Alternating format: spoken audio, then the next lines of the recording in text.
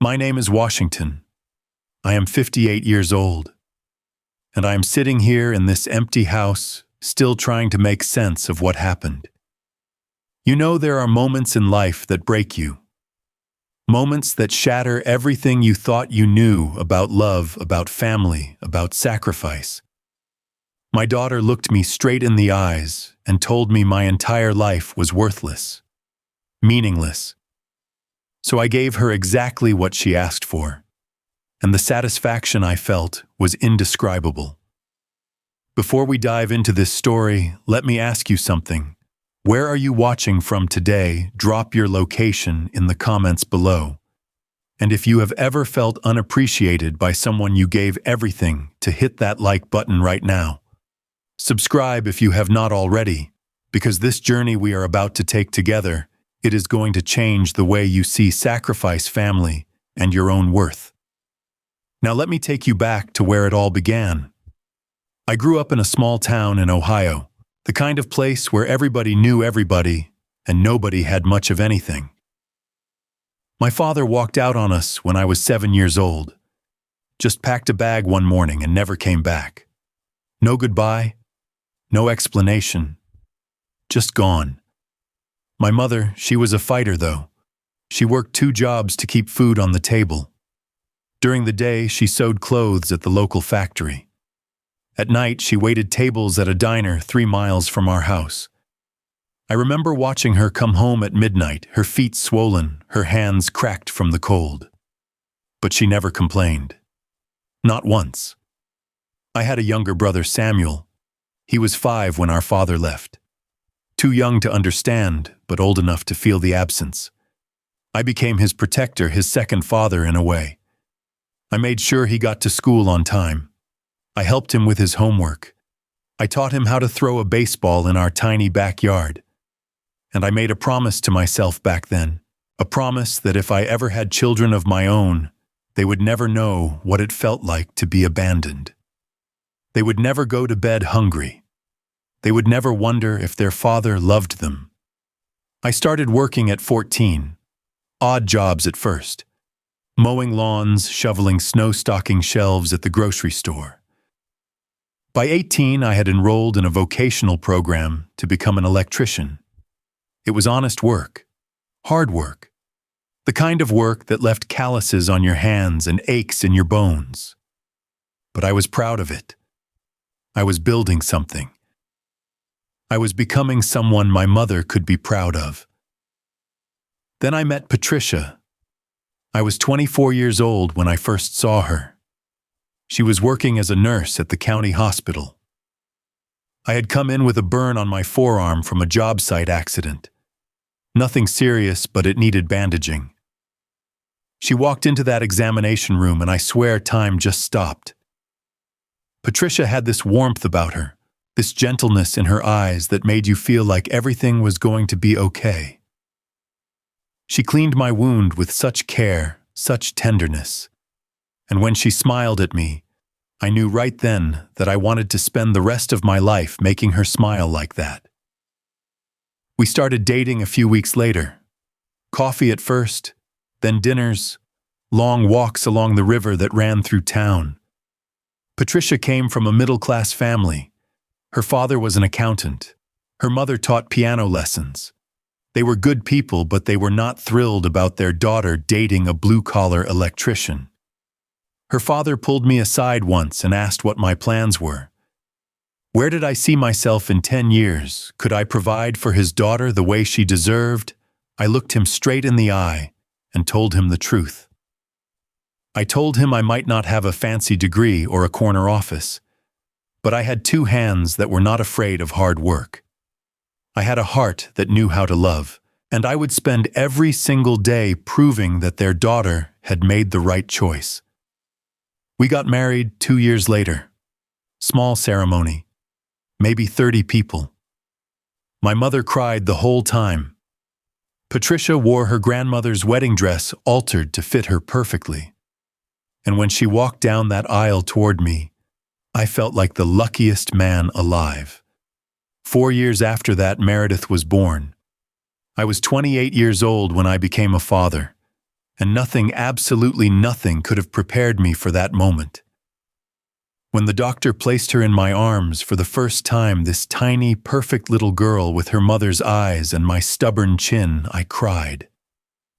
For the first time since my father had left, I cried.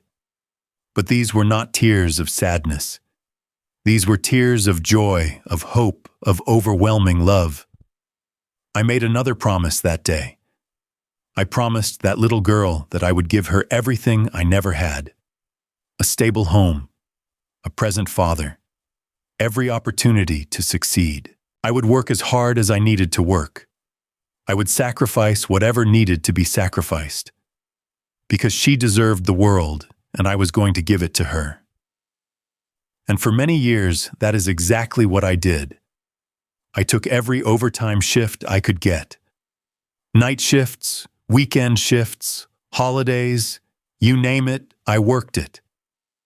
When the industrial plant on the other side of town offered double pay for the midnight to 8 a.m. schedule, I signed up without hesitation. Patricia understood. She supported me every step of the way. She would pack my lunch with little notes inside. Notes that said things like, "We believe in you," and "Come home safe." Those notes got me through more dark nights than she ever knew. The work was dangerous sometimes. Industrial electrical systems are not forgiving. I got shocked more times than I care to count. Little zaps that made your heart skip a beat. One time, a faulty wire sent a surge through my arm that left it numb for 3 days. I have burns on my hands that have never fully healed. My lower back started giving me trouble in my late 30s from all the bending and lifting. But I never complained. Every ache, every scar, every sleepless night was worth it, because I was building a future for my family. The hardest part was missing things.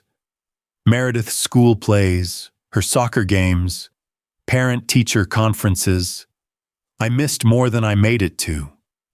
It ate at me, sitting in some industrial complex at 2 in the morning, knowing my little girl was sleeping at home growing up without me there, as much as I should have been. I tried to make up for it. I sent flowers to her performances with cards that said, "Daddy is so proud of you." I asked Patricia to record everything so I could watch it later. But recordings are not the same as being there. I knew that. I just hoped Meredith understood. Patricia was my rock through all of it. She managed the household, raised our daughter during those long stretches when I was away, and still found time to work part-time at the hospital.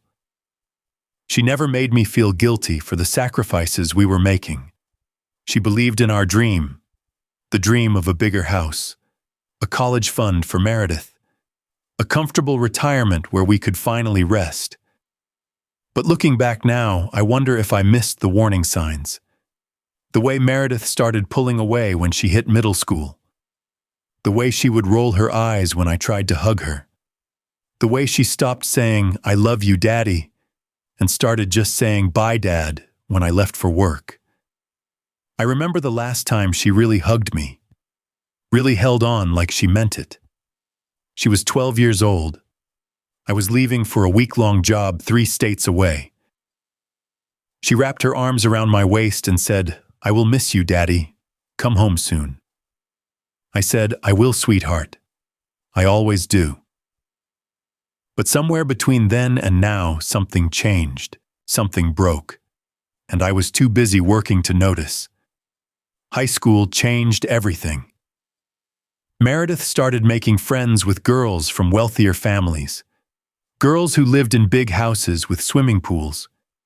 Girls whose fathers wore suits to work instead of coveralls. Girls who got brand new cars for their 16th birthdays, while Meredith got a used Honda that I had spent 3 weekends fixing up to run perfectly. She never said she was ashamed of me. Not directly. But I could feel it. The way she stopped inviting friends over to our house. The way she would change the subject when anyone asked what her parents did for a living. One afternoon, I came home early from a job. I was tired, covered in dust and sweat, but happy because I had finished ahead of schedule and wanted to surprise my girls. I walked in through the back door, quietly planning to sneak up on Patricia in the kitchen. But I heard voices coming from the living room. Meredith was there with two of her friends. I stopped in the hallway to listen, not wanting to interrupt their conversation. One of the girls asked, "So what does your dad do anyway, Meredith?" There was a pause, a long pause, and then my daughter said, "Oh, he is an electrical engineer. Works on big industrial projects." Electrical engineer, not electrician, not the truth. A lie to make her father sound more impressive. My heart sank. I stood there in that hallway, dirty clothes and calloused hands, and felt a shame that I had not felt since I was a child, watching my father's taillights disappear down the road. But I did not say anything. I backed out quietly, went to the garage, and sat there for an hour before going back inside. I told myself it was just teenage insecurity. Every kid goes through phases like that, right? She would grow out of it. She would understand someday all the sacrifices her mother and I had made. She would appreciate it. Then came college. I had been saving for 18 years. Every extra dollar, every bonus, every tax refund went into Meredith's college fund. When she got accepted into a prestigious university on the East Coast, I was over the moon. My daughter was going to have opportunities I never had. She was going to make something of herself. We drove her to campus that first day, helped her move into her dorm. Patricia cried when we said goodbye. I held it together until we got back to the car, then I lost it completely. My little girl was grown up. She was on her own. But she was going to do amazing things. The phone calls started out frequent. Once a week, sometimes twice. She would tell us about her classes, her roommates, the food in the dining hall. But as the months went by, the calls became less and less.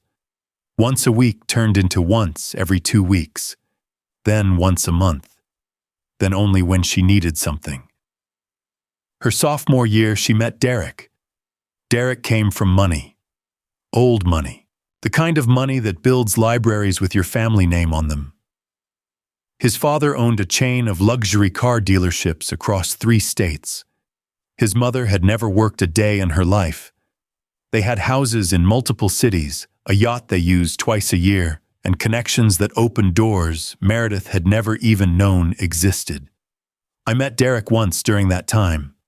He flew Meredith home for Thanksgiving in his father's private plane. Drove her from the airport in a car that cost more than my annual salary. He was polite enough, I suppose. Firm handshake. Said all the right things. But there was something in his eyes when he looked around our modest home. Something that looked a lot like pity. After that visit, Meredith called even less. When she did call, it was always rushed. "I am busy, Dad. Derek and I have plans. I will call you later." Later rarely came. Then Patricia got sick. The diagnosis came out of nowhere. Stage 2 breast cancer. The doctor said it was treatable, that we had caught it early enough. But treatment would be aggressive. Surgery, chemotherapy, radiation. It would take everything we had. I called Meredith the same day we got the news. I still remember the sound of my own voice cracking as I told her. "Your mother has cancer, sweetheart. We need you to come home." She said she would be there. She said she would catch the next flight out. But then Derek had some charity gala that weekend. Important people would be there. It would be bad for his image if she missed it. She called back the next day to say she could not make it after all. I spent the next 6 months taking care of Patricia alone. I used up all my sick days, then took unpaid leave. I drove her to chemotherapy appointments every week, held her hair back when she vomited, rubbed her feet when the neuropathy made them ache, made her soup when she could not keep anything else down. Meredith called twice during those 6 months. twice in 180 days. Each call lasted less than 10 minutes. Patricia went into remission after the first round of treatment. We thought we had beaten it. We celebrated with a quiet dinner at home, just the two of us. I cooked her favorite meal. We danced in the kitchen to our wedding song. For a moment, everything felt like it was going to be okay. But cancer is a cruel enemy. It came back 14 months later, more aggressive than before. This time, the doctors were not as optimistic. This time, I could see the fear in their eyes. Patricia fought hard, harder than anyone I have ever known. But in the end, it was not enough. She passed away on a Tuesday morning in April with me holding her hand and telling her how much I loved her. Meredith flew in for the funeral. She arrived the night before and left 2 days after. She stood at the back of the church during the service, Derek by her side, his hand on her elbow, like he was afraid she might try to escape. She did not cry. Not once. Not during the service, not at the burial, not at the reception afterward. I tried to talk to her, tried to hold her, but every time I reached out, she pulled away. Derek was always there, whispering something in her ear, guiding her towards someone else she needed to meet. The day before she left, she came to me with a suggestion. Her voice was calm, practical, like she was discussing a business matter rather than her mother's death. "Dad, you should sell the house. It is too big for one person. You could get something smaller, maybe an apartment or something." I stared at her. This was the house where she had taken her first steps. The house where she had learned to ride a bicycle in the driveway. The house where Patricia and I had built our entire life together. And my daughter was suggesting I sell it like it was nothing more than an inconvenient asset. I did not respond. I could not. She took my silence as agreement and patted my shoulder before walking away to finish packing. After she left, I sat in Patricia's chair and tried to understand where I had gone wrong. How had the little girl who used to beg me for bedtime stories become this cold, distant stranger I told myself she was grieving? That everyone processes loss differently. That she would come around eventually. But deep down, I was starting to realize the truth. My daughter had become someone I did not recognize. And I was not sure if the girl I remembered had ever really existed at all. The wedding invitation arrived 6 months after Patricia's funeral. Not a phone call, not a visit. Just a thick envelope with gold lettering and a return address from California. Meredith was marrying Derek. The ceremony would be held at an exclusive resort overlooking the Pacific Ocean. Black tie required. The enclosed card listed a registry at stores I had never heard of, selling items that cost more than my monthly mortgage payment. I waited 3 days for a phone call. Surely my daughter would call her own father to personally invite him to her wedding. Surely she would want to discuss the details, ask for my blessing, maybe even involve me in the planning somehow. The call never came. Finally, I dialed her number. She answered on the 4th ring, sounding distracted. "Oh, hi, Dad. Did you get the invitation?" "I did," I said. "I was hoping we could talk about it." "There is not much to talk about. Derek's family is handling everything. It is going to be beautiful.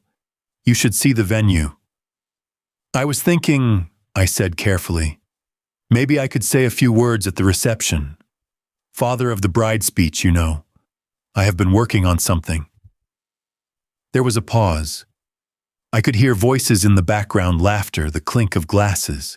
Actually, Dad Derek's father is going to handle the speeches. He is really good at that sort of thing. Public speaking and all. It would be better if you just, enjoyed the party. Better if I just enjoyed the party. Better if I stayed quiet. Better if I was invisible. "Okay," I heard myself say. "Whatever you want, sweetheart." The wedding was everything Derek's family wanted it to be.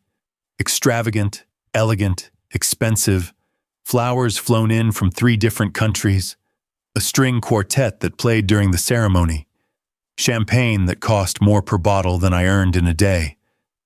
I wore my best suit, the same suit I had worn to my own wedding 32 years earlier. It still fit mostly. A little tight around the middle, but I had let it out myself the week before. I thought it was fitting somehow, a connection between my wedding and my daughter's, a symbol of the love that had started it all. When I arrived at the resort, a young woman with a clipboard asked for my name. She scanned her list, frowned, scanned it again. Washington, I do not see a Washington on the family seating list. I am the father of the bride, I said. Oh. She looked uncomfortable. Let me check with the coordinator. 10 minutes later, I was escorted to a table near the back of the reception hall. The table was filled with people I did not know. Distant relatives of Derek's, I gathered. Cousins twice removed. Business associates.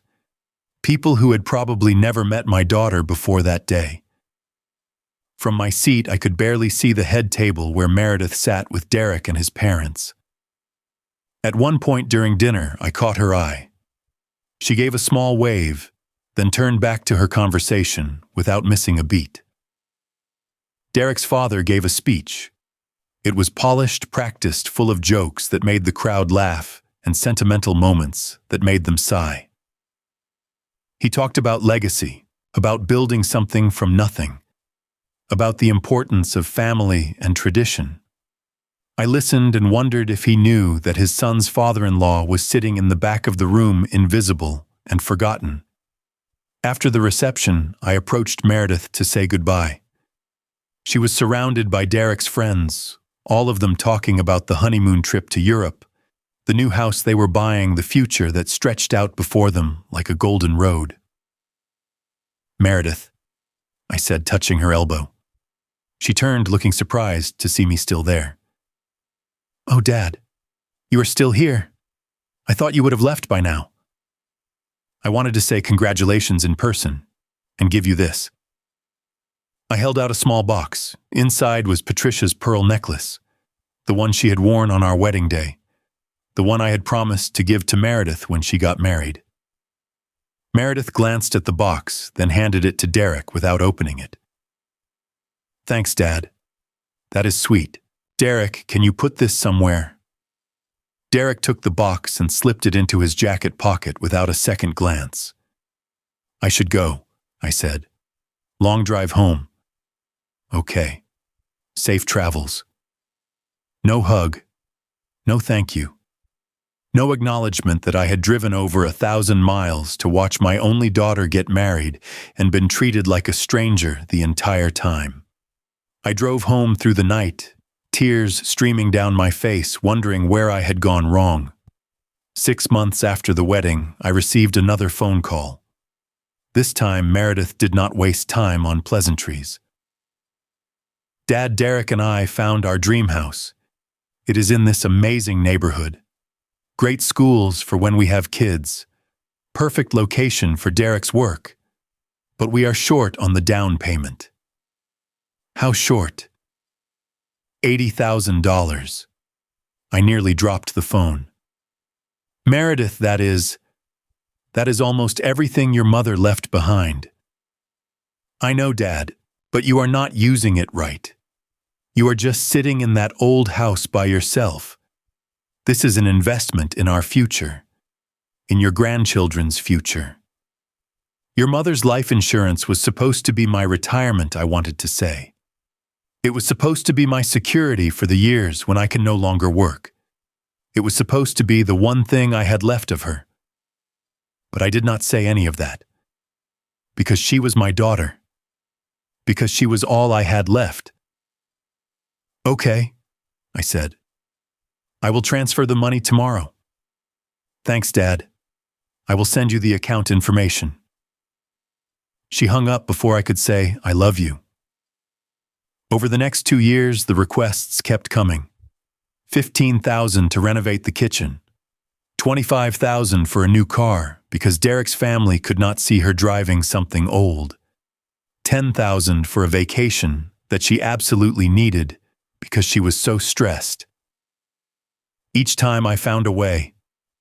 I took out a second mortgage on the house. I dipped into my pension. I sold Patricia's jewelry piece by piece until only her wedding ring remained. And each time the thank you never came.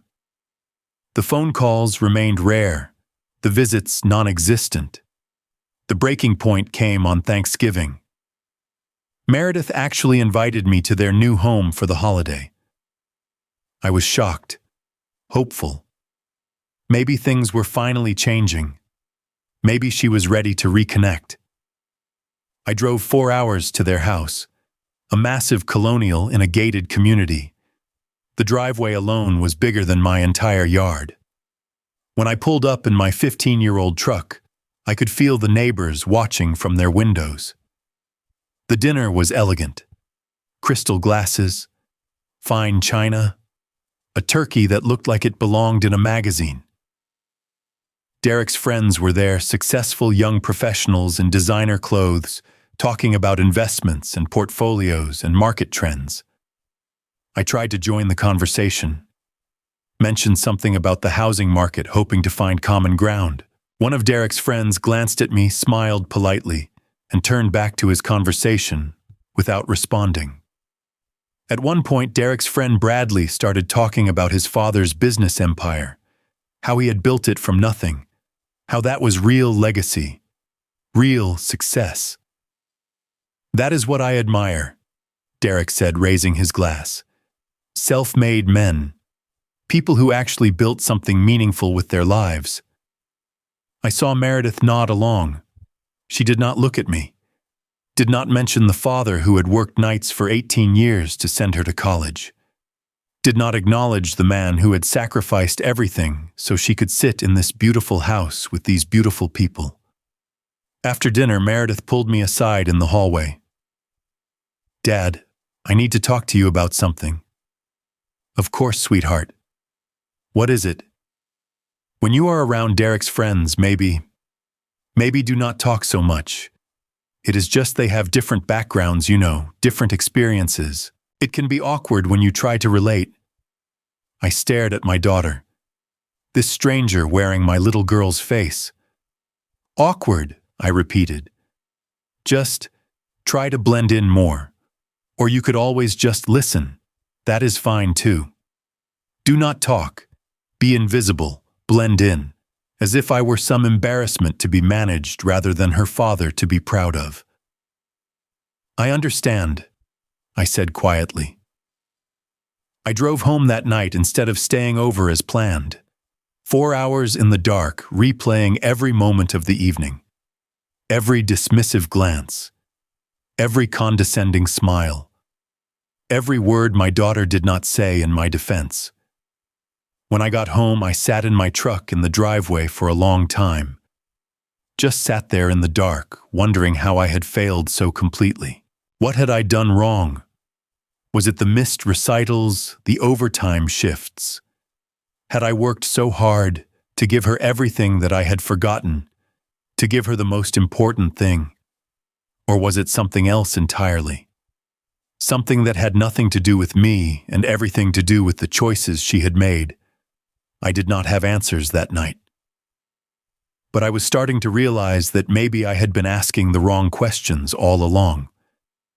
The phone call came on a Sunday afternoon. I was in the garage organizing Patricia's old boxes, photographs, letters, the small mementos of a life we had built together. I still did this sometimes. Just sat among her things and remembered. It helped me feel less alone. My phone rang. Meredith's name on the screen. My heart lifted despite everything.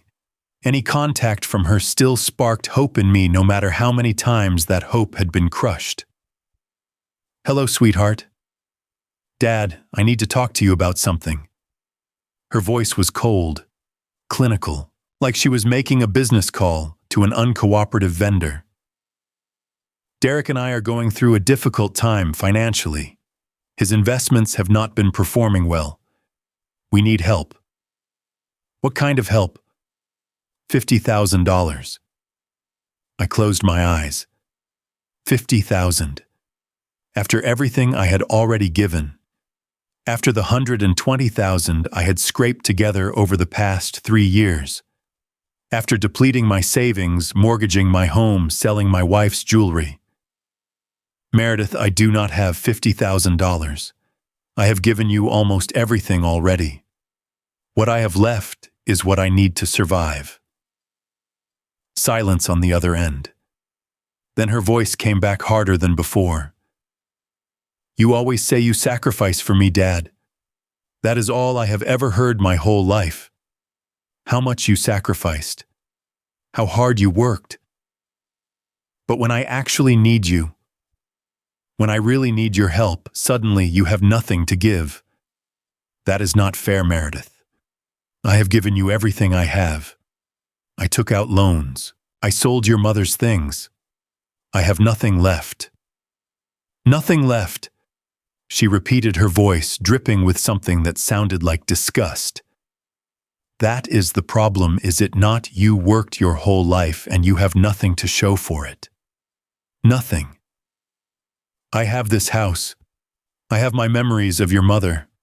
I have... That is not what I am talking about. She cut me off. Derek's father built an empire. He has something to leave behind. Legacy, meaning. What do you have? An old house, some boxes of junk in the garage? I felt the words like physical blows, each one landing harder than the last. Meredith, please, can we talk about this in person? I could drive up there. We could sit down together and... There is nothing to talk about, Dad. Either you can help us, or you cannot. I want to help you. I just do not have... Then what good are you? The question hung in the air between us. What good are you from my own daughter? The child I had worked myself to the bone for. The girl I had missed anniversaries and birthdays and holidays to provide for. I decided then that I needed to see her face to face. That maybe if we could sit together, look each other in the eyes, I could make her understand. I could remind her of who we used to be. Who I was before she decided I was worthless. I am going to come see you, I said. Tomorrow. We can talk about everything. Fine, she said. But do not expect anything to change. She hung up without saying goodbye. That night, I barely slept. I put together a few things I wanted to bring. The family photo album from Meredith's childhood. Pictures of her first steps, her first day of school, her graduation. And Patricia's bracelet, the last piece of her jewelry I had kept. The one she had worn every single day of our marriage. I had been saving it to give to Meredith on a special occasion. Maybe this was that occasion. Maybe it would remind her of the love that was supposed to hold this family together. I left before dawn the next morning. 4 hours on the highway, watching the sun rise through my windshield, rehearsing what I would say, how I would reach her, how I would break through whatever wall had been built between us. When I arrived, Derek answered the door. He looked at me with barely concealed annoyance. She is in the living room, he said, stepping aside without offering a handshake or a greeting. I found Meredith sitting on a white leather couch that probably cost more than my truck. She did not stand when I entered, did not smile, did not offer any acknowledgement that her father had just driven 4 hours to see her. You came, she said flatly. I did not think you would actually show up. Of course I came. You are my daughter. I will always come when you need me. But you will not help me, she said. That is what you said on the phone. You will not help. I said I cannot, Meredith. There is a difference. I have given you everything I have. There is nothing left. Then why are you here? I sat down across from her and pulled out the photo album. I wanted to show you something, to remind you of... I do not have time for nostalgia, Dad. She did not even glance at the album. Derek and I have real problems. We could lose this house. Do you understand what that means? How that would look? I understand what it means to struggle, Meredith. I struggled my entire life, but I was always there for you. I always found a way. Found a way. She laughed, but there was no humor in it. You worked in factories, Dad. You crawled through ceilings and basements. You came home smelling like sweat and grease. And what did it get you? What did all that sacrifice actually accomplish? It put you through college. It gave you opportunities I never had. It gave you the life that led you to this house, to Derek, to everything you have now. She stood up then, and I could see the anger building in her face. To what I have now, I have because of Derek, because of his family, because I was smart enough to see an opportunity and take it. Not because you wired some buildings and collected a paycheck. Meredith, that is not true. Everything I did was for you. Every night shift, every missed holiday, every scar on my hands. Stop it. She was yelling now. Stop making yourself out to be some kind of martyr. You want to know the truth, Dad. The truth is that you worked your whole life and you have nothing. Nothing. Mom spent her entire life supporting you, and she died in a house that is falling apart. You are 60 years old with no savings, no retirement, no legacy. Your entire life is worthless and meaningless. You are just a burden now. A burden on me, on Derek, on everyone who has to deal with you. I sat there frozen, the words echoing in my ears. Worthless, meaningless, burden. And now you come here with some old photo album and a sad story about sacrifice, and you expect me to feel grateful. I needed a father who could actually help me, who could open doors, who had something to offer besides guilt trips and sob stories about hard work.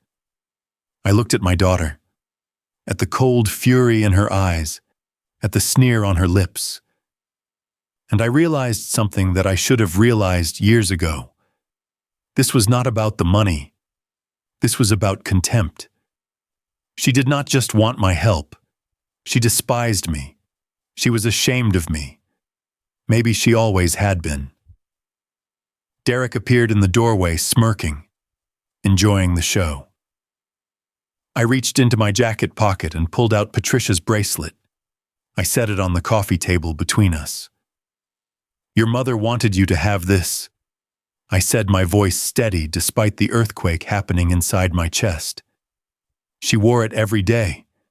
She told me once that it reminded her of everything we had built together. I thought maybe it would mean something to you, too. Meredith glanced at the bracelet without emotion. She did not pick it up. If you cannot help us, then there is no point in you being here, Dad. I think you should go. I stood up slowly. I looked at my daughter one last time. The baby I had cradled in my arms. The girl who used to run to me when she had nightmares. The young woman I had sacrificed everything to raise. You are right, Meredith, I said quietly. I have nothing left to give you, and from now on I will not. I walked toward the door. Behind me I heard her call out, Dad, do not be so dramatic. I did not turn around. I did not respond. I just kept walking. Out the door, down the driveway, past my truck. I kept walking until I reached a small park at the end of the street. And there on a bench under a dying oak tree, I finally allowed myself to break. I cried like I had not cried since Patricia died. Deep, wrenching sobs that came from somewhere so far inside me that I had forgotten it existed. I cried for the daughter I had lost, for the wife who was not there to help me make sense of it, for the life I had built that apparently meant nothing to anyone but me. But somewhere in those tears, something else was happening. Something I did not expect. I was letting go, not just of the pain, but of the hope that had kept me chained to it. The hope that Meredith would change. The hope that my sacrifice would eventually be recognized. The hope that love by itself was enough to hold a family together. That hope had been killing me. And now, sitting on that bench in the gathering darkness, I felt it finally mercifully die. And in its place, something new began to grow. I drove home in a fog. The kind of numb detachment that comes after your body has used up all its tears. I got back to my house around 2 a.m. and sat in my truck for a long time, just looking at the darkened windows. This was the house where Patricia and I had raised our daughter, where we had painted the nursery yellow because we did not know if we were having a boy or a girl, where Meredith had taken her first steps in the living room while Patricia and I cheered her on, where we had celebrated birthdays and Christmases and ordinary Tuesday nights that now seemed more precious than any holiday. But it was also just a house, 4 walls and a roof. It could not love me back. It could not make up for what I had lost. I went inside and sat in Patricia's chair, the one she always sat in while reading. I could still smell her perfume on the fabric if I closed my eyes and concentrated hard enough. "What do I do now, Patty?" I whispered into the darkness. And then I remembered something she had said to me near the end, when she knew she was not going to make it, when the doctors had stopped talking about treatment options and started talking about comfort care. "Promise me something, Washington," she had said, her voice weak but her eyes fierce. "Promise me that you will not let anyone take away your dignity. Not even Meredith. I love our daughter, but I see what she has become, and I need you to be strong enough to protect yourself." I had promised. I had held her hand and sworn that I would. But I had not kept that promise. Not until now. As the sun began to rise, I made a decision. I picked up the phone and called an old friend, Marcus, who had been in my graduating class back in high school. He had gone on to become a lawyer, a good one, and we had stayed in touch over the years. "Washington, do you know what time it is?" "I know, Marcus. I am sorry, but I need your help. Can we meet today?" He must have heard something in my voice because he did not argue. "I will clear my morning. Come to my office at 9. At 9 o'clock, I was sitting across from Marcus in his small but tidy office downtown. I told him everything. The years of sacrifice. The money I had given Meredith. The way she had spoken to me. The words she had used. Worthless, meaningless, burden. Marcus listened without interrupting. When I finished, he leaned back in his chair and sighed. "Washington, I am sorry. No parent should have to hear those things from their child. I know, but I did hear them, and I am done pretending things are going to change. What do you want to do? I want to protect what I have left, and I want to make sure that when I am gone, whatever I leave behind goes to people who actually appreciate it. Not to someone who sees me as nothing more than a burden." Marcus nodded slowly. "We can do that. Let me look at your current situation, and we will figure out a plan." Over the next few hours, we went through everything. My finances were not as dire as Meredith had made them seem. The house was worth more than I owed on it. The small piece of land I had bought 20 years ago on the outskirts of town had appreciated significantly. Between that and my pension, I had enough to live comfortably for the rest of my days. Not lavishly, but comfortably. "Now," Marcus said, "about your will. Who do you want to leave your assets to?" I thought about it carefully. "The house," I said, "I want to leave to the community center, the one where Patricia used to volunteer. They are always struggling for space. They could use it." Marcus wrote it down.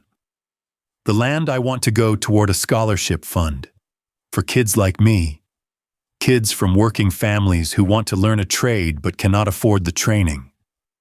Patricia would have liked that. He nodded. And whatever money is left, I want to split between my brother Samuel and his children. They have always been good to me. They call. They visit. They actually seem to want me around. And Meredith. I took a deep breath. Nothing. She told me my life was worthless, that I had nothing to offer. So that is exactly what she is going to get from me. Nothing. Marcus did not argue, did not try to talk me out of it. He just wrote it down and promised to have the documents ready within a week. But I was not done. Changing my will was just the first step. I also had to change the way I was living. When I got home that afternoon, I sat down at my kitchen table and wrote a letter. Not an angry letter. Not a vindictive one. Just clear and honest. Dear Meredith, I have thought a great deal about our last conversation. You made your feelings very clear, and I want you to know that I respect your honesty. You told me that my life was worthless and meaningless. You told me that I had nothing to offer you. I have decided to take you at your word. Effective immediately, I will no longer be providing any financial support. The Bank of Dad, as you used to call it when you were younger, and still found my existence amusing, is permanently closed. I will also not be reaching out to you anymore. I have spent years hoping that if I just loved you enough, gave enough, sacrificed enough, you would eventually see my value. I realize now that was a mistake. You cannot make someone appreciate you. They either do or they do not. If you ever genuinely want to have a relationship with me, you know how to reach me. But I will not accept being treated as a burden or an ATM. I will not accept being spoken to with contempt. I deserve better than that. Your mother knew it. I am just finally starting to believe it myself. I wish you well, Meredith. I truly do. But I cannot be part of your life if this is how you see me. Your father, Washington.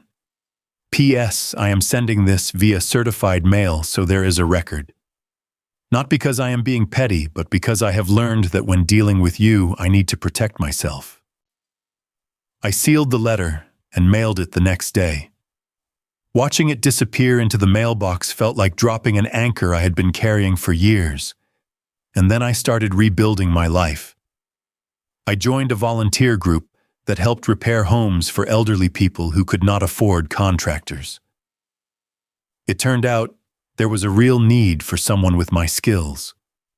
Within weeks, I was leading teams teaching younger volunteers how to safely wire a house, how to spot problems before they became dangerous. I also started mentoring young people at the local vocational school. 3 of them became my regular students. Eddie, 19, who reminded me of myself at that age, determined and hungry to prove himself. Rosa, 22, a single mother trying to build a career that could support her daughter. And James, 25, who had made some mistakes as a teenager, but was working hard to turn his life around. For the first time in years, I felt useful, not because someone needed my money or what I could give them, but because I had knowledge and experience worth sharing. Because my life's work actually mattered to people who could see its value. I also reconnected with old friends. People I had neglected during the years I was working myself to death for a daughter who would never appreciate it. We started having dinner together once a week, sharing stories, laughing about the old days, reminding each other that we were not as old as our bodies sometimes felt. And slowly, almost imperceptibly, I started to feel something I had not felt in a very long time. Peace. 8 months passed without a word from Meredith. I did not reach out, and neither did she. At first, the silence was painful. I would catch myself reaching for the phone, wanting to call her, wanting to hear her voice, even if she was just going to ask for money. Old habits die hard. But as the weeks turned into months, the pain faded. It was replaced by something more like acceptance. And if I am being honest, relief. I no longer woke up wondering what I had done wrong. I no longer went to bed feeling inadequate. I was simply living my life on my own terms for the first time in decades. Then I heard the news. It came from an old colleague of mine who still had connections in the business world. Derek's investment firm had collapsed. Not just a downturn, but a complete implosion. Bad decisions, over-leveraged positions, and what some were calling fraud, though nothing had been proven yet. The company was gone. The fancy house was in foreclosure. The luxury cars had been repossessed. I would be lying if I said I did not feel something when I heard. But it was not joy. It was not satisfaction that their golden life had crumbled. It was something more complicated. A kind of sad recognition that the empire Meredith had chosen over her own family had been built on sand all along. 3 days later, my phone rang, Meredith's name on the screen. I stared at it for a long moment, watching it ring. On the 5th ring, I set the phone back down without answering.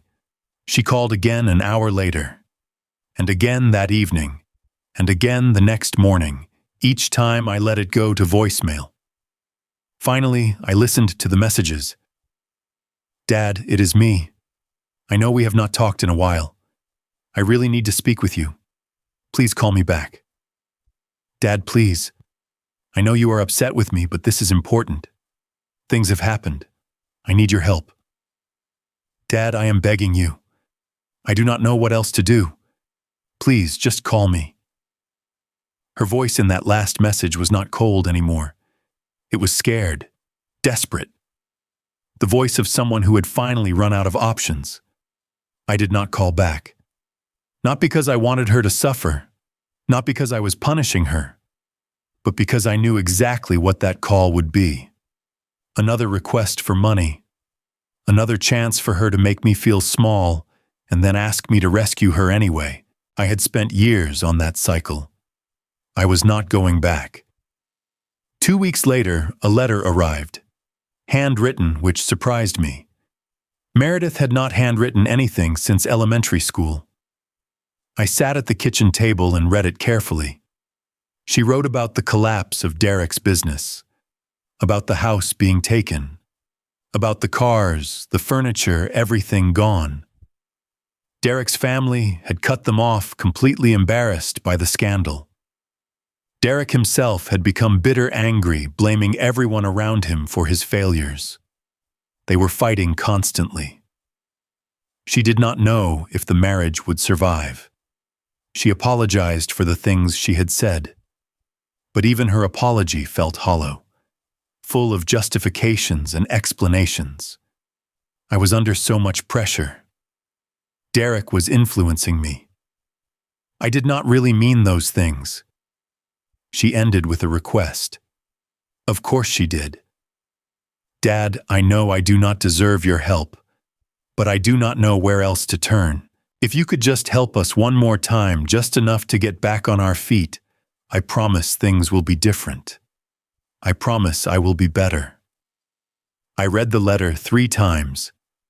Then I sat with it for 2 days thinking about what to say. When I finally wrote back, I kept it short. Dear Meredith, thank you for writing.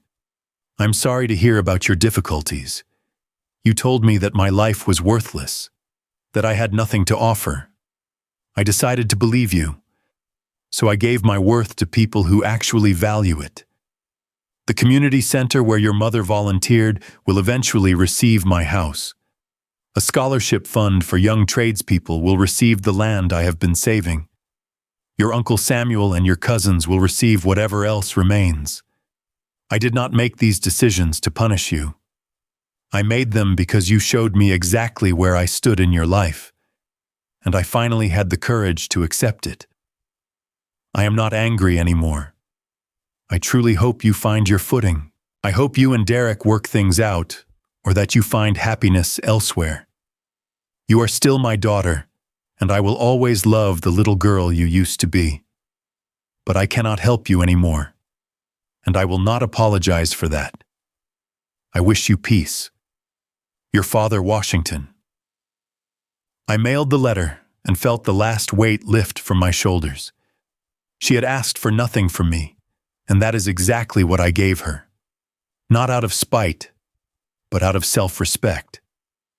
And the satisfaction I felt was unlike anything I had experienced before. It was not the bitter joy of revenge. It was the quiet contentment of finally standing up for myself, of no longer allowing someone to treat me as less than I was, of choosing my own dignity over someone else's demands.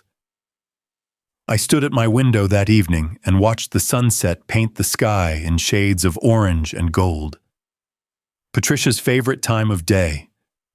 I could almost feel her beside me, her hand in mine, her voice soft in my ear. I am proud of you, Washington. I know, Patty, I whispered. I am proud of myself, too. 2 years have passed since I sent that letter.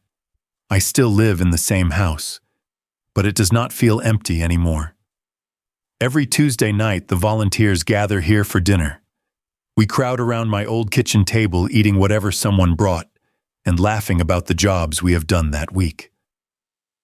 Last month, we fixed a leaking roof for a 92-year-old woman who cried when we finished. Said it was the first time in years she did not have to put buckets out when it rained.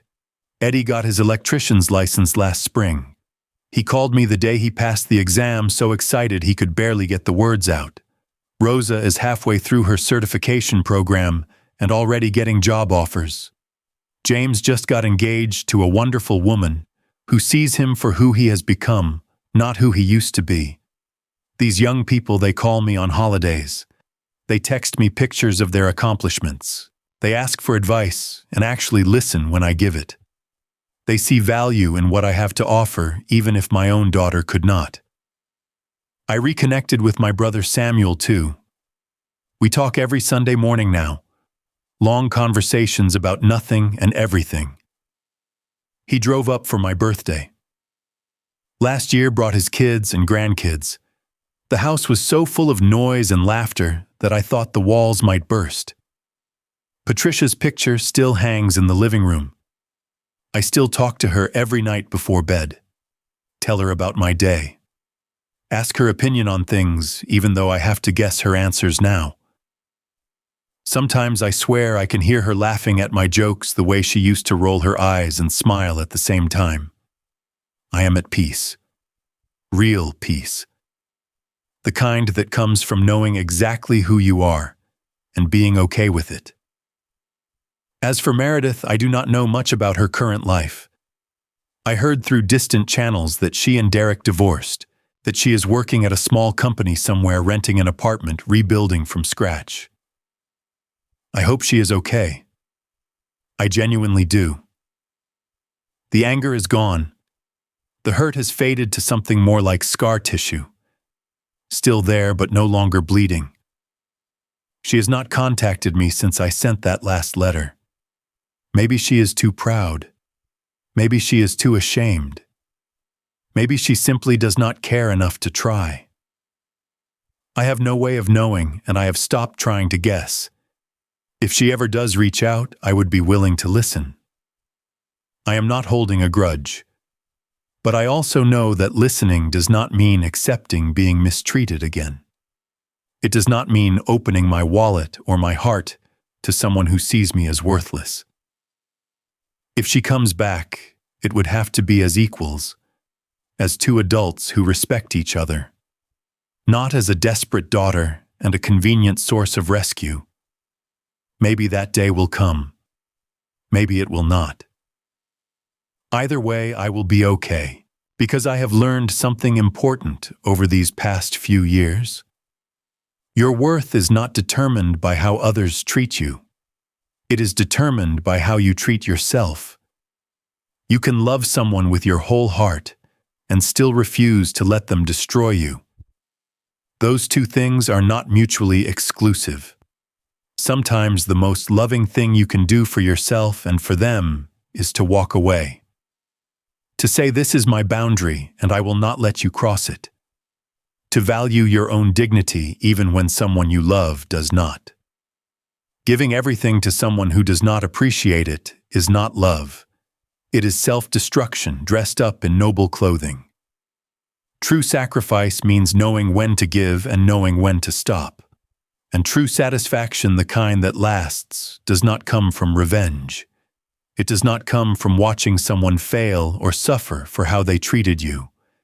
It comes from reclaiming your own story, from deciding that you are worth more than the way you have been treated, from building a life that reflects your actual value, not the value someone else assigned to you. I am 58 years old. I am a retired electrician with bad knees and calloused hands, and a heart that has been broken more times than I can count. I am not rich. I will never build an empire. My name will not be on any buildings. But I made a difference. I raised a family in the best way I knew how. I kept my promises even when it cost me everything. I helped people who needed helping. I taught young people skills they will carry for the rest of their lives. I loved deeply even when that love was not returned. That is my legacy. Those are the fingerprints I will leave on this world. And if that is worthless, then I do not understand what worthiness means. So to anyone out there who has been told they are worthless by someone they love, to anyone who has given everything and been told it was not enough, to anyone who is wondering if their sacrifice, their hard work, their love actually mattered, I want you to know something. You are not worthless. Your life has meaning. Your efforts have value. And if the people around you cannot see it, then maybe, just maybe, it is time to give your worth to those who can. I am Washington, 58 years old, and for the first time in a very long time I feel truly alive. Now I would love to hear from you. Have you ever had someone make you feel like your sacrifices did not matter? How did you handle it? Drop your story in the comments below. Let us start a conversation about dignity, about boundaries, about knowing when to walk away. If this story touched you, please hit that like button. It helps more than you know. And if you have not already, subscribe to this channel so you do not miss the next story. We have got more coming, more tales of ordinary people finding extraordinary strength. Share this with someone who needs to hear it today. Someone who might be struggling with the same feelings. Sometimes knowing you are not alone is the first step toward healing. Thank you for watching. Thank you for listening. Thank you for being here with me through this journey. I wish you peace. I wish you dignity. And I wish you the courage to know your own worth. Take care of yourselves out there. Until next time.